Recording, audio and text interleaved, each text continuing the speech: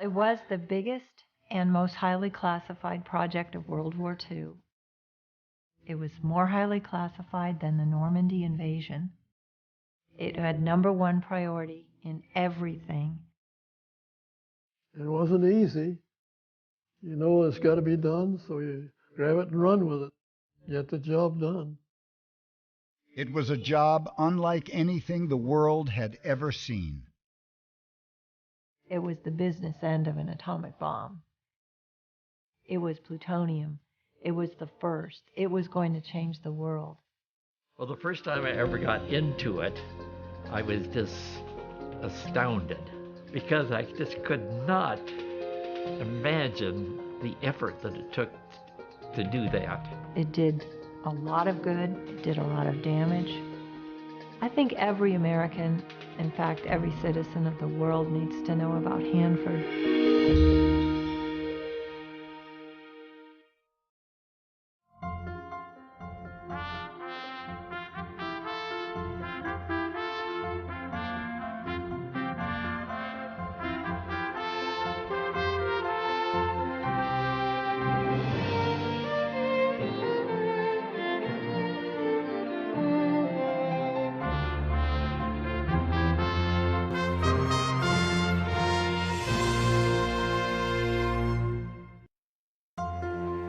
Funding for Oregon Experience is provided by the Robert G. and Marcia H. Randall Fund for Lifelong Learning, the James F. and Marion L. Miller Foundation, the Oregon Cultural Trust.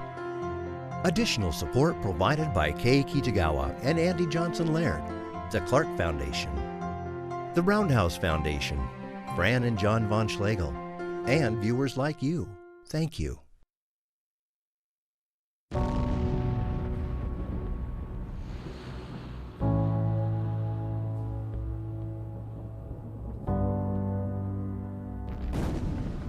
The war was not going very well after the Japanese bombed Pearl Harbor. The Japanese took a whole bunch of people on what was called the Bataan Death March. It was this terrible situation. Our boys were being killed, and the war in Europe was pretty grim then. When we entered the war, the Allies, the side that America was on, were losing the war. We were actually losing. And that's hard for people today to believe, because we always think of the United States as being so powerful. We were frightened. This country might be invaded, we might be taken over like Poland. The war was real then. In Germany, new scientific discoveries had sparked more fear.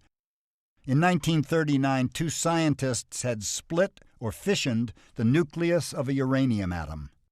It was a very big deal indeed, and every major country knew the implications of that, if indeed a runaway chain reaction could be produced.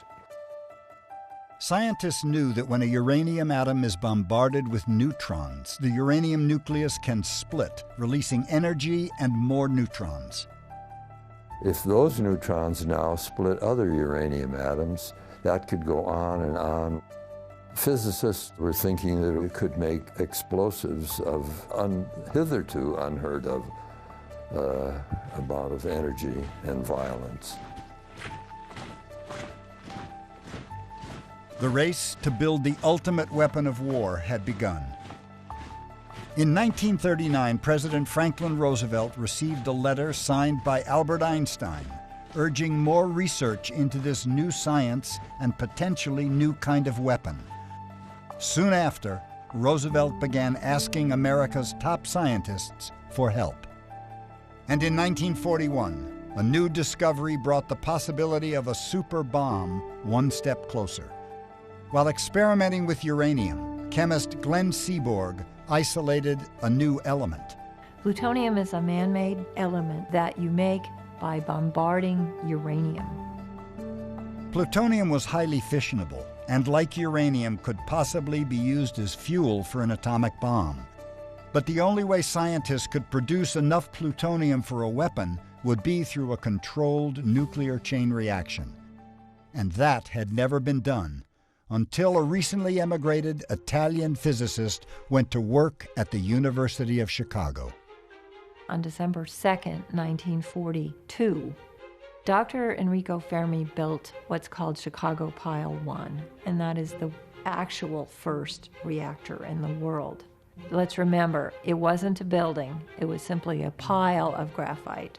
It was temporary. It didn't have a cooling system. It's very important. It operated at such a low power level, 1/2 of a watt. I was absolutely flabbergasted. I had never heard of a chain reacting pile. And I think if you look back at some of the reports, you'll find that the secret statement was made to Washington that the Italian navigator has arrived in the New World and found the natives friendly. That was a sign that the nuclear chain reaction had occurred. Dr. Fermi succeeded in causing the first sustained, controlled nuclear reaction. So it proved it was possible, but it certainly wasn't the same thing as going out and building something production scale.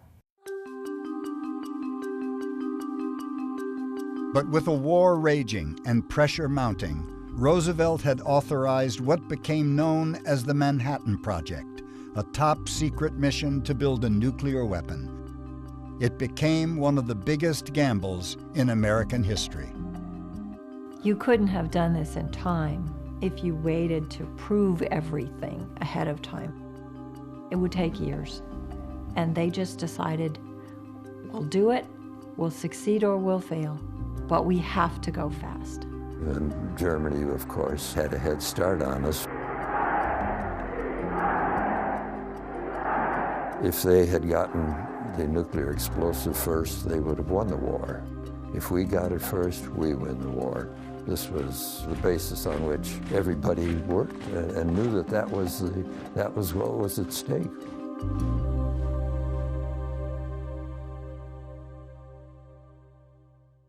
In the fall of 1942, U.S. Army Corps of Engineers General Leslie R. Groves, fresh from building the Pentagon, was chosen to oversee the entire project.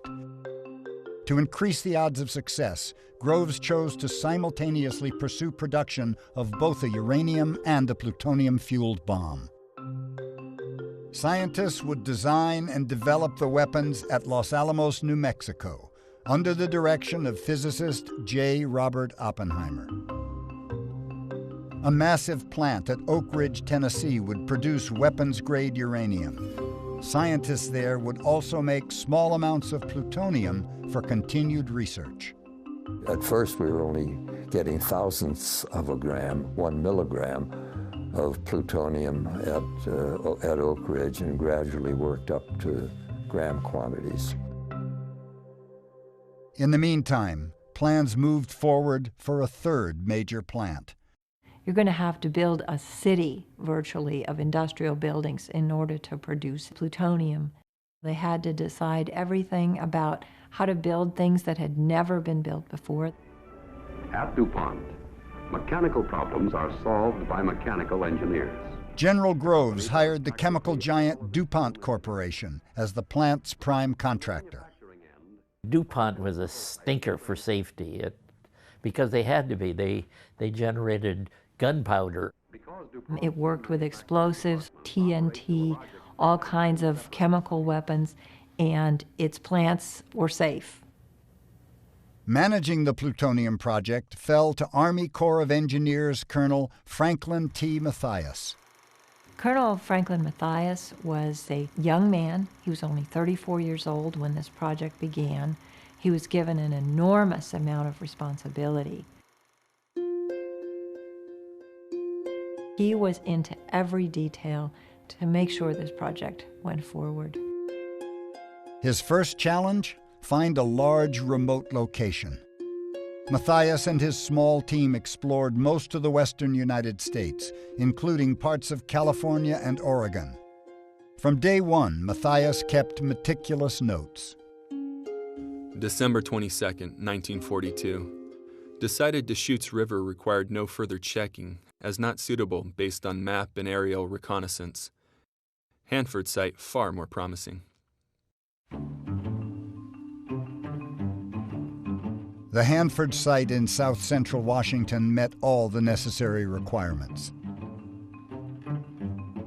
It was isolated, more than 650 square miles of sagebrush-covered desert. There were no main highways or railways within 10 miles.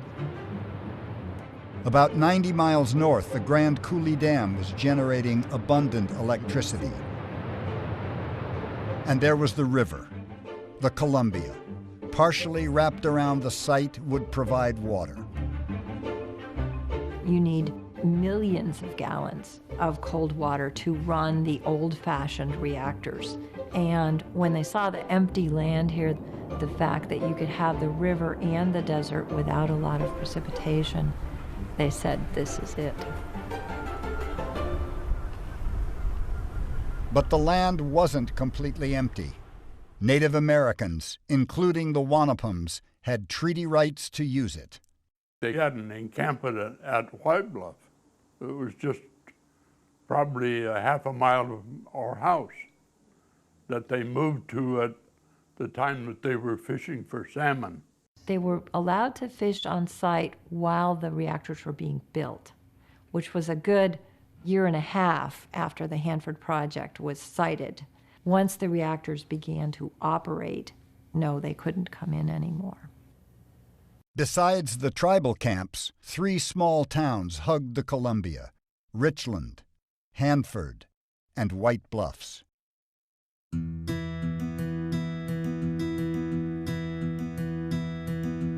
A little country town where everybody knew everybody, a nice little town with all of the essential things like the service stations, grocery stores, barber shop, hotel. Many of the families had come for the opportunity to tend and manage acres of orchards. My parents, they were in love with that place. They were in love with the community. They were active in the Grange and really pleased with the friends and neighbors that they had. My parents bought their 10-acre place with a very nice house on it and a barn and 5 acres of peach trees already up, irrigation system in place and running. That was $500. A place for them to farm and grow a future. The Depression was a very difficult time for White Bluff as well as the rest of the country. And 1943 was really the time of recovery. The crops looked good, orchards were well cared for and productive. But that year, the bumper crops would go unharvested. The spring of 1943, my parents got a letter telling them that they were going to have to leave. They had 30 days. It happened very quickly. There was a meeting at the Grange Hall and the contractor, DuPont, and they met with us and said, you people are going to be gone in 3 weeks. This is a government project. It has to do with the war project, and this is being taken over by the federal government, and goodbye. I was in England at the time because I had been drafted. What do you say if it's a war that you felt had to be fought and won? Nobody liked it. I don't think it would have been any different for anybody, you or me or anyone else, when somebody comes in and says they're going to take your property, whether you like it or not. And just a big disappointment. People were angry. They were upset that their whole lives were being turned upside down. And there was no cash offers. We didn't get paid for years after.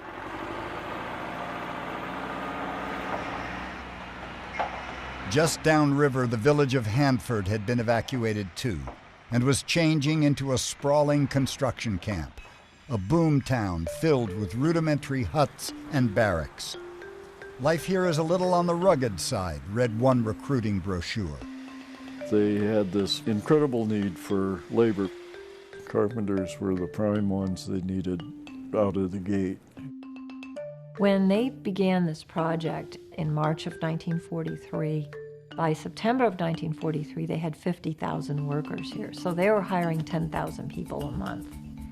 And they're doing it on index cards with pencils. Of course, no barcodes, no computers, no, easy ways to do anything. People of all creeds and color arrived from across the U.S. There was as many as up to 5,000 or 6,000 African Americans that actually came in and went during the construction phase. My uncle, Willie Daniels, he was one of the pioneers from our community from Northeast Texas. So he had migrated out here to work on the Manhattan Project. He would inform people in the community that the work was good, and they pooled their monies and came to Washington.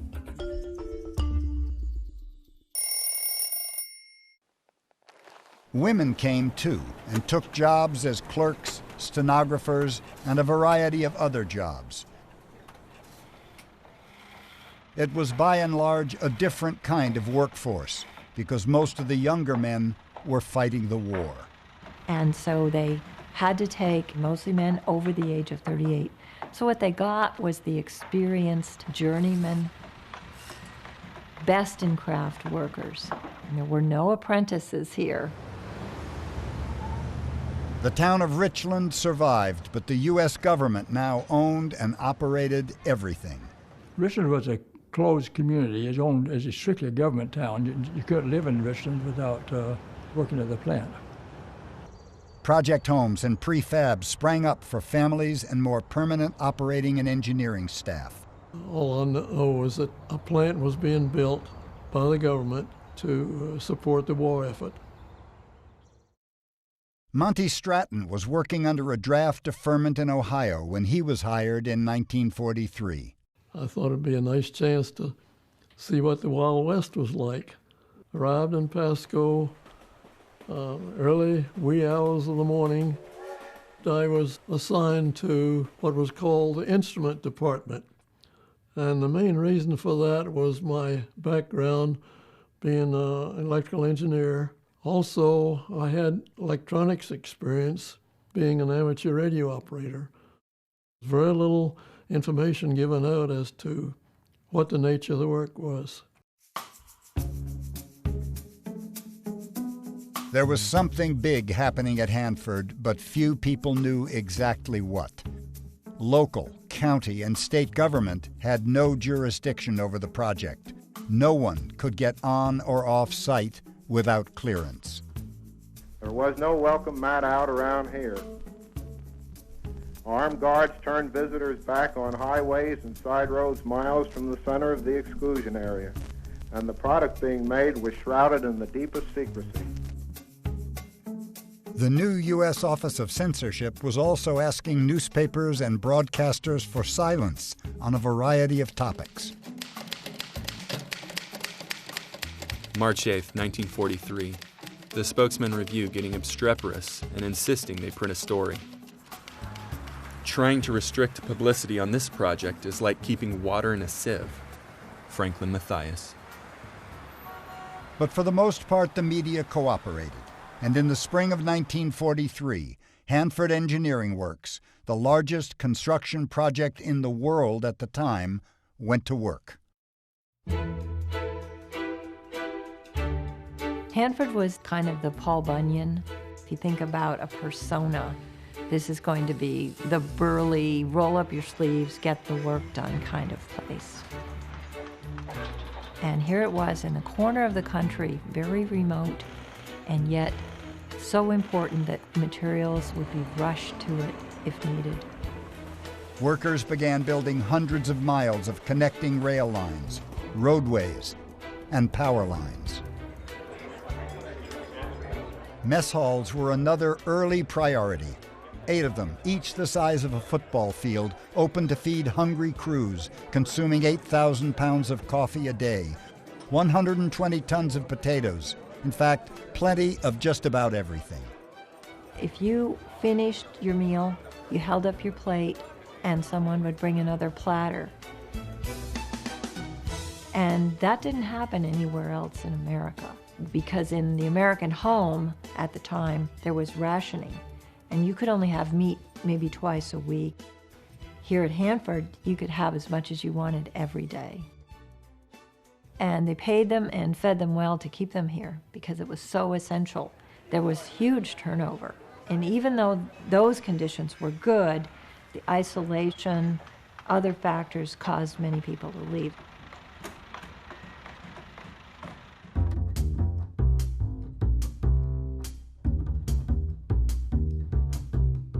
The weather, wind, and sand drove many elsewhere.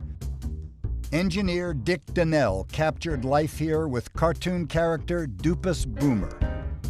Because of all of the construction going on, there was very little vegetation around to hold the sand. Sand was the worst. You had just one big sandbox out there. And so when the wind blew, it was terrible. My sister-in-law said, you know, just this sand was just so thick on your floor, you could hardly walk on it.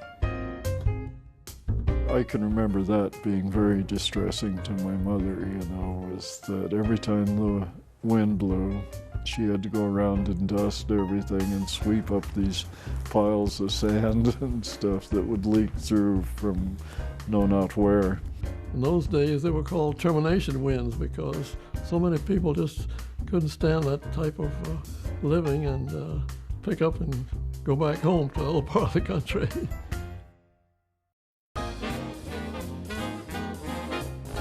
To further entice workers to stay, Colonel Mathias ordered a giant recreation hall built and attracted big-name bands and singers. There were dances, movies, and entertainment of every kind around the clock. They did everything to keep us here. But for many, the strangest part of the job continued to be the secrecy that surrounded it. Less than 0.1% of the workers at Hanford knew what their factory was making. You never called it plutonium, it was called product. And you never mentioned the word uranium. Uranium was always called metal. Construction crews were often guided solely by rough sketches and drawings. They even did their own fabrication of equipment, like machine shops, and they did it all right on the site because they didn't want people to know what was going on. First of all, you couldn't just put out a specification and say, I need a widget that goes, you know, sideways into the tube of a nuclear reactor, because no one knew how to build that, and also you'd give away the secret. Mathias was really good at compartmentalizing, so you as a worker would know just enough to complete your portion of it. They were instructed by their foreman and also the construction engineers on what they were to do for that particular day. They also were not at just the reactor. They would be moved around the site so that you could never really piece together everything that they were doing and how the reactor was actually going to operate. They did have FBI agents mixed in with the workforce, and they did have people that were informing, and you couldn't talk with your coworker. You couldn't say, what'd you work on today? Why does that pipe go from, you know, point A to point B? Because if you asked your supervisor, he would say, don't ask or you won't have a job tomorrow. If you're going to write a letter to someone, be careful as to what you say. Don't give any details about the nature of your work, and be very careful as to what you have to say on the telephone. In a lot of cases, if it appeared that you were not abiding by the rules and regulations, you'd most likely lose your job and be ushered out of town. You would see them one day and the next day they were gone. I arrived at Hanford in October of '44 and was there through January or February of '46. There was always secrecy, not only at Hanford but at Oak Ridge.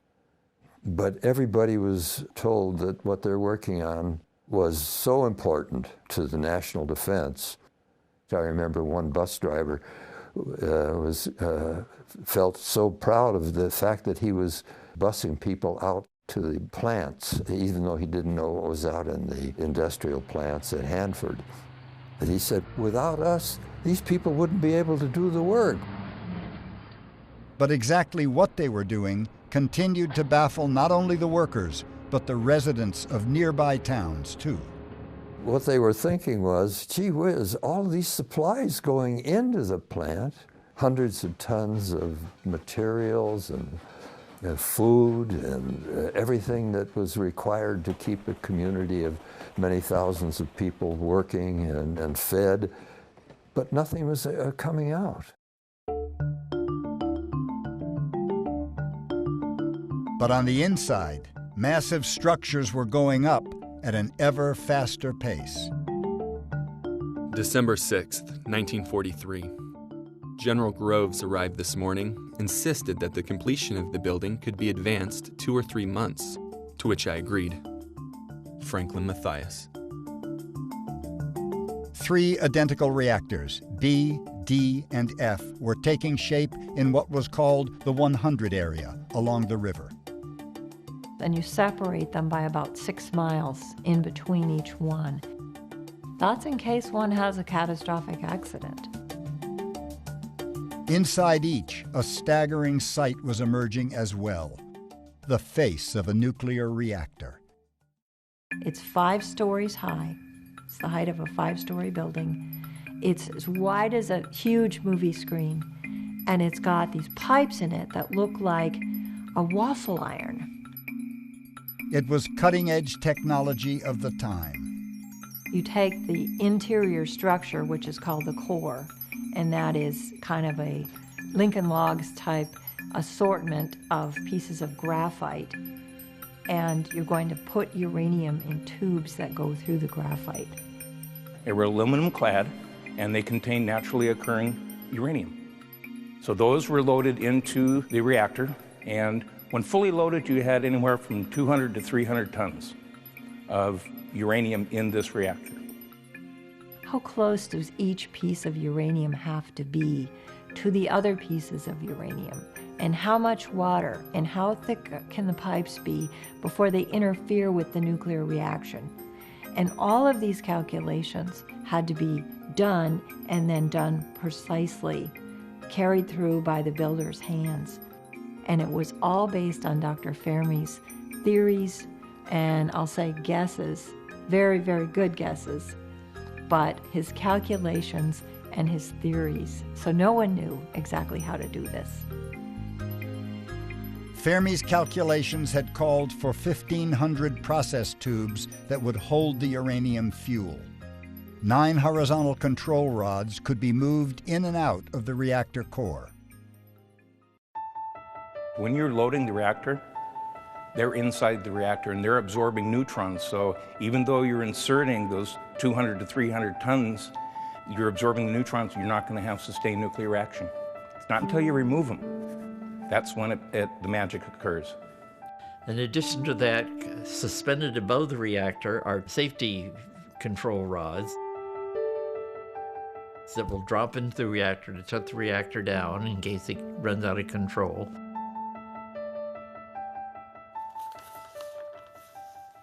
Here's a picture of the one of the reactor plants. We have the river in the background, and the water is pumped out of the river up to the filter plant. Each of the reactors operated independently with its own pump house. Water was routed around each of the process tubes inside before being discharged out of the reactor and eventually back into the river. You had to be able to measure the amount of water and the temperature. They were 2 important features of the water that was being pumped through the reactors. To maintain those instruments in good shape, it was very important. With the amount of intense temperature that was inside the core itself, you had to move as much water as you could in the shortest amount of period to dissipate that. And in fact, it took 1 second for the water to go from the front of the reactor to the back of the reactor. Normal temperature was about 54 degrees when it went into the front of the reactor. In that 1 second, it went up to 195 degrees.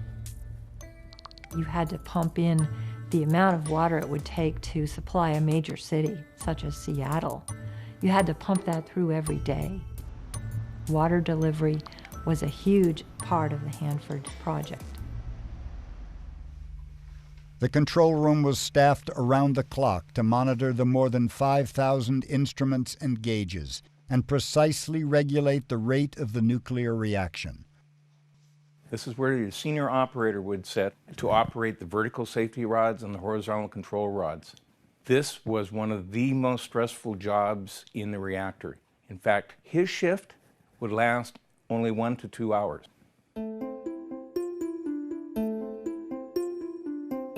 On September 13, 1944, Enrico Fermi loaded the first fuel slug into B reactor.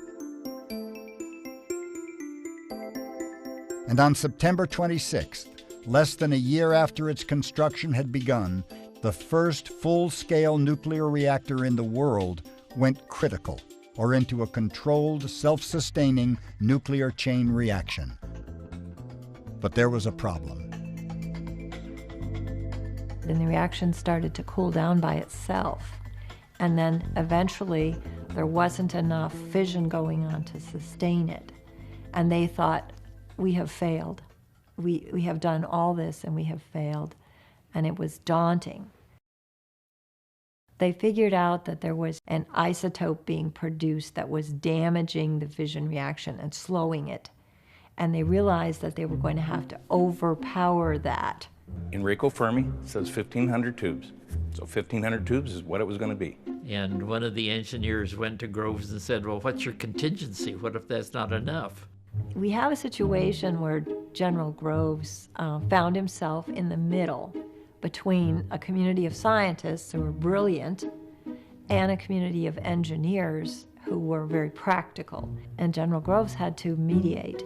And finally, he was about to say, we don't need any more tubes because the scientists are so brilliant. They've told me they don't need it. But apparently an engineer said to him, what if this fails? Who's going to take the blame? And General Groves turned around, according to the story, and said, how many more tubes do you want? And they said 504. If they would not have put in those additional 504, bringing the total up to 2,004 processed tubes, this reactor would not have functioned. Instead, B reactor fired back up, a giant atomic furnace that cooked and consumed a new kind of fuel. When you put uranium fuel into these reactors and you want to make weapons-grade plutonium, you would leave it in about 6 weeks. Every 6 weeks, they're loading and reloading. That's a huge manual effort. For the first year and a half, Hanford had been just a construction site, with rules and safety regulations common to any large industrial plant. In 1944, everything changed. When that uranium forms plutonium, it also forms a lot of fission products. The fission products are very, very radioactive, very dangerous. When radiation began to be introduced on the site and the reactor began to operate, they called it danger. They had rules. They had distances, places you could be, places you couldn't, special equipment you had to wear. But they didn't tell you why. They just said it's dangerous and believe us. But they didn't say it's radioactive. Strict security rules dictated that workers be told about hazards on a need-to-know basis only. We had monitoring equipment with us all the time when we were working anywhere in the vicinity of radioactivity. When you went into your workstation, you picked up a film badge and 2 pencils. And pencils then were read every night when you left. If they showed some evidence of radiation, then your film badge was developed to check to see what it was. One of the most hazardous parts of production would involve unloading the cooked, irradiated fuel. During the discharge, no one was allowed into the back of the reactor. The doors were electronically locked. How radioactive was the fuel coming out? If you were out there when the fuel slugs were being dropped out, your life could be measured in seconds rather than in minutes. The fuel rods were ejected into 20-foot pools of water to cool and allow time for short-lived radioactive decay. The water barrier also protected the workers from radiation. The rods, still underwater, then traveled about 8 miles by lead-lined rail cars to mammoth canyon-like buildings nicknamed the Queen Marys. The material came in at the far end of the building, way down there. This building is 800 feet long, and there are 40 cells on the other side of this wall. In a series of complex steps, the plutonium was chemically separated from the uranium. The first thing we'd have to do is take the aluminum jackets off of the fuels that came in. That was done with sodium hydroxide. Then they dissolved the uranium with nitric acid. We would move it from cell to cell, and each section it went to, it became cleaner and cleaner plutonium. You're always working remotely in all these buildings. You never get down and directly in contact with that material until you finally take it out of the final step. For every ton of uranium that we put into a reactor, we made 1/2 pound of plutonium. And it takes about 5 pounds of plutonium to make a weapon. So you can see the amount of waste that we had. During the war, more than 60 storage tanks had been built to hold the radioactive liquid waste. Toxic gases were released into the air. Back in the early days, we didn't have any gaseous suppression system. We would see brown fumes coming out of the stacks. Later, we improved the system and we were able to absorb a lot of that. In February 1945, the first small shipment of plutonium, about 1.5 pounds of paste-like material, was ready for Los Alamos. Colonel Mathias decided to deliver it personally himself. He had it in a little case, a little box, and the box was probably no bigger than, say, 2 shoeboxes put together, and it was tied with a rope. He was driven by Army ambulance, and then he got to Portland and he got on a train for Los Angeles, and he had this box with him. And this is a regular passenger train. And at Los Angeles, he was going to turn it over to an Army officer from Los Alamos. And the other fellow didn't know what it was, because nobody was supposed to know everything. And so for security, they kept the information very tight. And he asked the other man if he had a sleeping compartment on the train from Los Angeles to Los Alamos. And the man said, "No, I'm going to rough it. I'm just going to sit sleeping up. I'll put the box under my feet." And remember, this is plutonium. And Mathias said to him, "I think you better get a sleeping compartment with a locking door." And the man said, "Why?" And Mathias still wasn't going to tell him the real reason. So what he said was, "Because what you're carrying costs $350 million. Which is, of course, the price tag of the entire Hanford project. By the end of February 1945, 3 reactors were producing plutonium at full power. June 8th, 1945, emphasized to staff members that no effort was too unimportant to speed up production, and there are no obstructions to the rapid processing of the product. Franklin Mathias. Los Alamos was crying for more and more plutonium. We were working as hard as we could. I think there were 3 shifts a day. If something went wrong during the chemical processing at the last step, we had to know, we had to take samples of it. There were problems that arose, but we solved them. This is the darkness of a desert morning, and here in New Mexico, a group of men wait tensely, expectantly. On July 16, 1945, the first nuclear device in the world, fueled with plutonium made in Hanford, exploded in a test called Trinity. It was the first atomic test down at Alamogordo, New Mexico. The article doesn't say it was an atomic bomb. They say it was just ammunition of some sort, but don't describe it. Secrecy was still very prevalent then. There was a rumor at Hanford that that something happened. That even at the upper echelons at Hanford, I don't think anybody really knew that Trinity had come off. Harry Truman was vice president under Franklin Roosevelt, and most of the time that the project was being built, the vice president didn't even know about it. It was that secret. Now, President Roosevelt died in April 1945.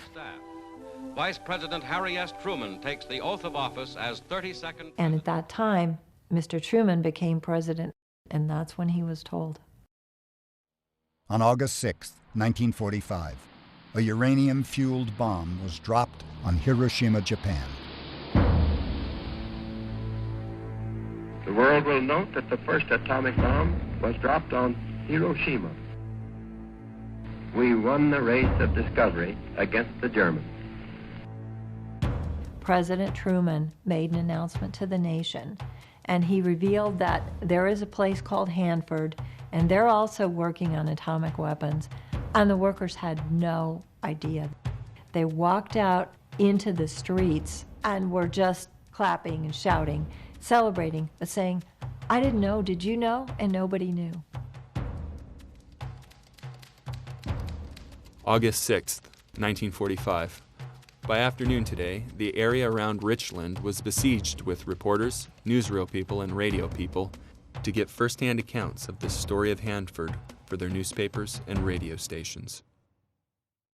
There is a consciousness in the minds of people directly working at the Hanford Project that they have contributed to the mechanism that will certainly end the war very soon. Franklin Matthias.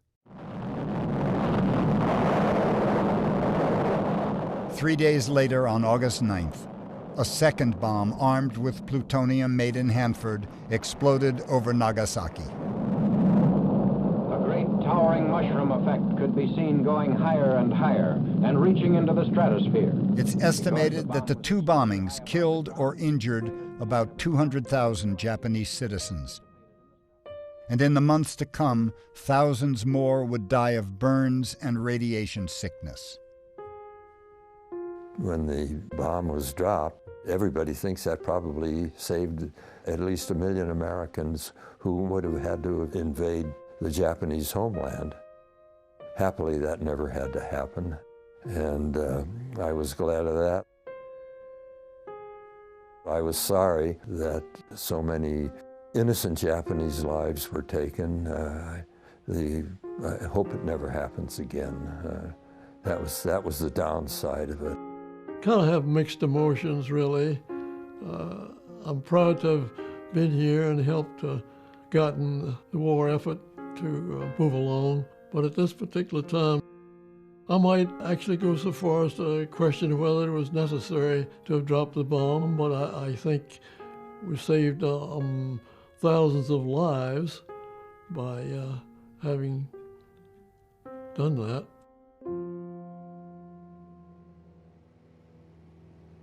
When the atomic bombs were dropped that ended World War II, many people thought Hanford would just be closed, and they would just put a fence around it and tear down the buildings. It was a question of whether we were going to continue making the material even in the first place. Is it necessary? But then the information was that Russia had essentially stolen our technology and was in the process of also beginning to make an atom bomb. By that time, it was 1947, and the world was a different place, and the Soviet Union was making a play for dominance. And so the Cold War began, and Hanford didn't close, it got bigger. By now, DuPont had bowed out, and General Electric had taken over as prime contractor. And under the direction of the new Civilian Atomic Energy Commission, the largest federal peacetime construction project in American history began. New barracks and trailers in North Richland became home to thousands of incoming workers. We've got to get going and beat Russia. There was no question about it. And the reactors were getting a little old and a little decrepit, and having a little problem with them. And that's when they began replacing the reactors. I ended up here in 1947. I was just 16 years old, out of high school, graduated high school when I was 16. Well, I did move out into the outer area, into the 100H reactor that was under construction. And I worked as a common laborer out there at 100H here, and I worked a swing shift. General Electric operates here a fleet of about 90 buses that carry almost 2 million passengers a year. We were still making plutonium. And then when we found that Russia was making plutonium, it became even more critical. The arms race had begun, and in 1949, the Soviet Union exploded its first nuclear weapon. It was an exact copy of the Nagasaki weapon down to the wiring mistakes. It was exact. A year later, the Korean War began, and President Truman decided to pursue the development of a more powerful hydrogen bomb. A lot of people don't realize that we made the material for the first hydrogen bomb at Hanford. It was tested in the Marshall Islands in 1952. The Soviet Union followed with their own test a year later. The hydrogen bomb, the bomb that Khrushchev announces will once again undergo tests by the Russians. As the Cold War escalated, security at Hanford intensified. They really pounded security into us. And demand for plutonium soared as America stockpiled a nuclear arsenal. This is atomic energy. The stronger our home front defenses, the less the chance an atomic attack will come. They were increasing the powers in the reactors so we could make more plutonium in the reactors. And they began building what they called the super reactors, which were about 50% larger than the old original reactors. We were building additional waste tanks to hold the waste from the separation process. And we were running out of waste tank storage space like crazy there for a while, but that didn't matter. Get that stuff out, get it on the train down to Los Alamos. Other contaminated materials were buried in trenches by each reactor. So we knew we was doing it, but we also knew it was a very necessary thing. If you were going to have this protection of a bomb, you've got to do it. Hello, everybody, from Richland, Washington. Our NBFC camera and microphone are set up in the midst of the community which has grown more rapidly than any other in Washington State. By the early 1950s, Time magazine had called Richland a thriving atomic utopia. Boomtown is hometown now. And there is a tremendous amount of research going on here. At Hanford, biologists study the effects of radioactivity on fish. These experiments could be of tremendous importance, increasing their understanding of the processes of human life. A whole new technology was being born, and a lot of it was being developed right here at Hanford. But Hanford's mission had also made the area a prime target. Well, there was a fear of bombing, that we might be attacked by bombers. We had anti-aircraft batteries circling the plant up on Rattlesnake Mountain. We had an army base in North Richland for the people to man these sites. It was a little scary one night when we were on our way home at shift change at 4 o'clock. The aircrafts at the bottom of 2 East Hill were all pointing skyward, and we wondered, are they on an alert? We didn't know. They didn't tell us. By 1959, Hanford was operating 8 plutonium-producing reactors. That year, Hanford began building one more. N reactor, which is our newest reactor, is going to make a dual-purpose reactor of it. They wanted to be able to, instead of making just strictly plutonium, They wanted to be able to produce electricity also. It was the first time that we were able to really capture the heat from a reactor to generate electricity. We begin work on the largest nuclear power reactor for peaceful purposes in the world, and I take the greatest satisfaction in the United States being second to none. In late September 1963, President John F. Kennedy came to Hanford to dedicate the new reactor. Oh, that was a very significant day. It was the first day that they were allowing people to come out onto the site for that dedication.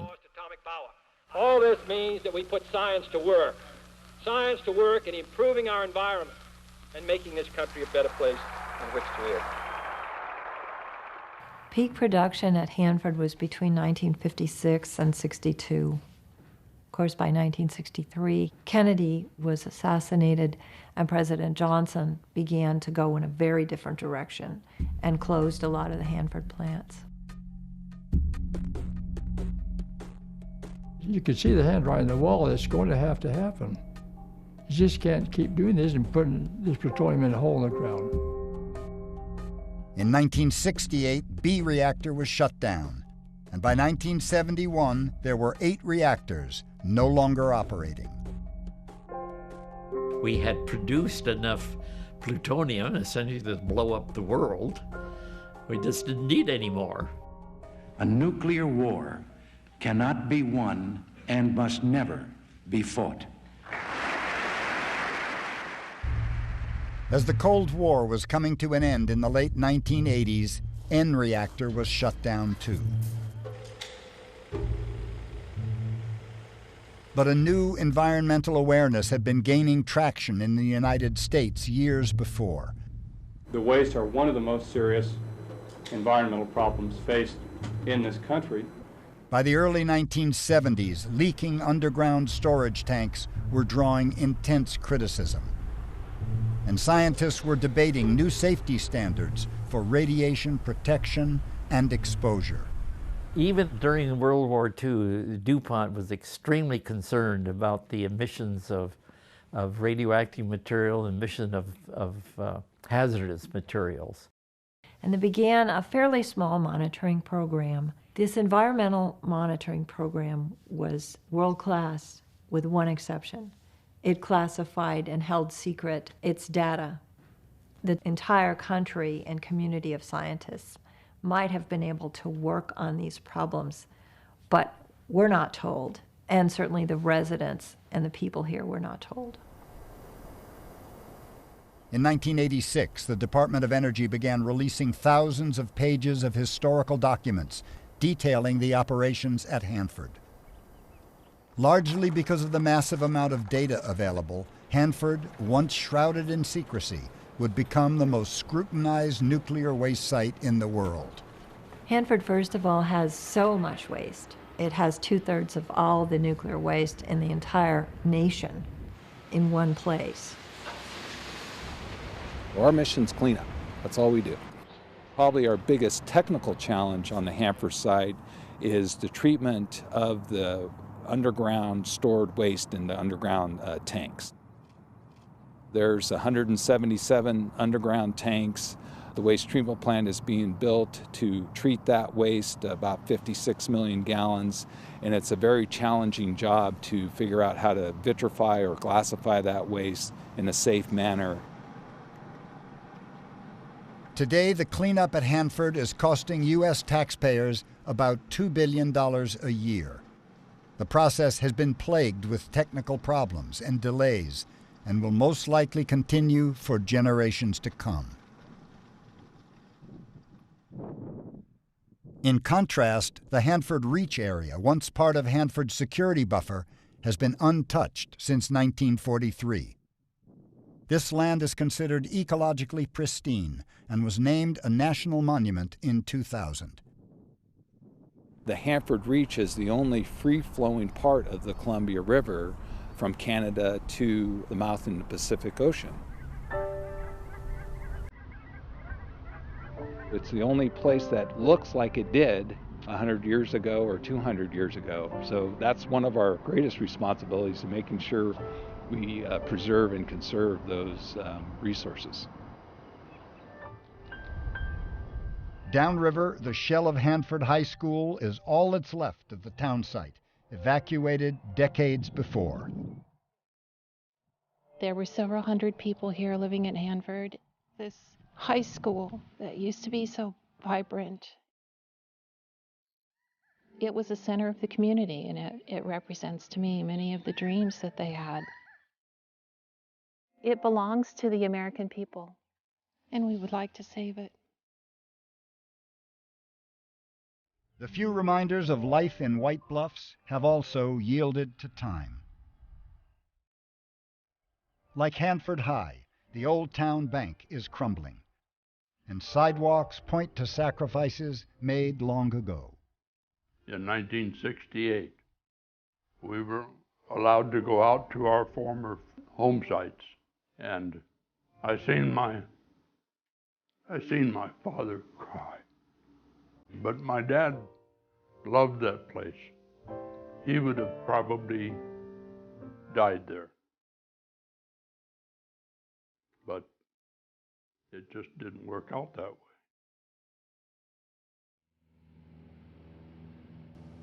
The town of Richland ceased being government-owned in 1957. Today, the area is a fast-growing science and technology hub that celebrates its past and future. And people are proud of it, and they're saying Hanford led the world in the nuclear business, and we're also leading the world in cleanup. The nuclear reactors built over the years stand like tombstones in an atomic frontier. 8 are now sealed or cocooned in concrete, or are in various stages of decontamination and containment. B reactor was named a National Historic Landmark in 2008 and is open for public tours. Many hope it will become part of a national park commemorating the Manhattan Project, a project that changed the world and continues to challenge it today. Hanford is unique.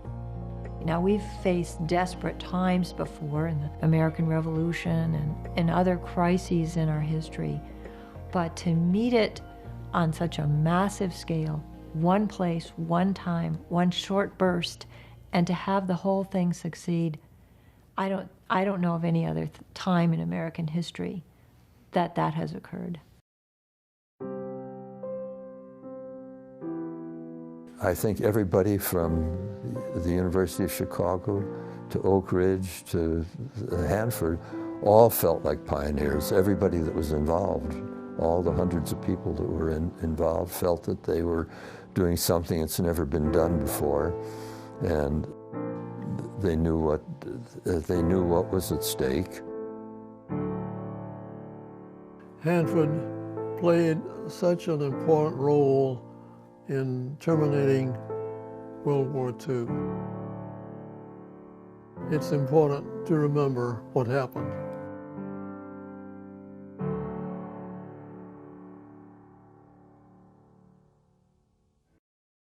There's more about Hanford on Oregon Experience online. To learn more or to order a DVD of the show, visit opb.org.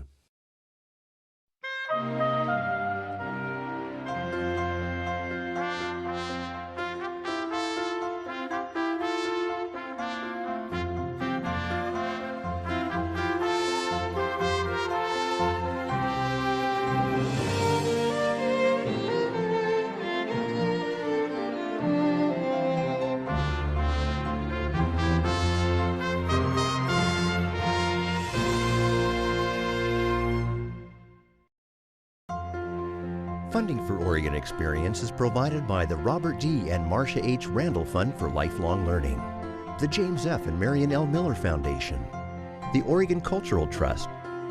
Additional support provided by Kei Kitagawa and Andy Johnson Laird, the Clark Foundation, the Roundhouse Foundation, Fran and John von Schlegel, and viewers like you. Thank you.